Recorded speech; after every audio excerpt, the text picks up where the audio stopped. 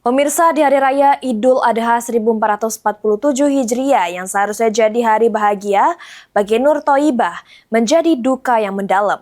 Julianto, sosok laki sekaligus abah dari 4 anaknya yang baru baik mewujud keimpiannya untuk berkurban, kini meninggal dunia akibat tenggelam di anak sungai pas nyuci babat saat jadi panitia pemotongan hewan korban.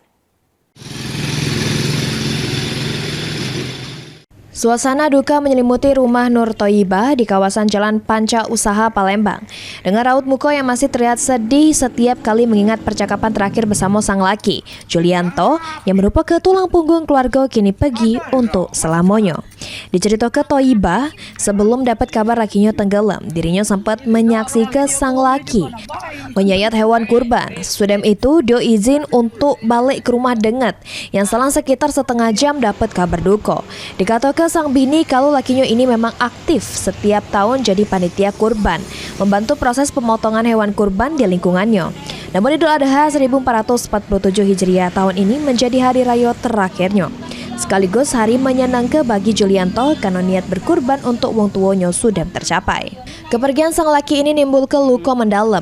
Meskipun mengaku ikhlas atas kepergian lakinya, tapi di balik keikhlasannya ini tersimpan kegelisahan. Mikirkan nasib dirinya sama 4 anaknya yang 3 masih sekolah, sama Siko masih balita. Karena selama ini sang lakilah yang jadi tulang punggung keluarga begawe di perkebunan sawit di kawasan Babatoman. Pokoknya udah kata dia tuh pesan yang aneh-aneh aja. Memang dia nih sebelumnya tuh pagi di saat sudah sholat kami ini sempat nyaksikan dia kan berkurban. Kurban juga ya? Kurban kambing. Oh, kurban juga Kak Judi. Dia di tempat mertuaku, tempat mamanya di Pelaju.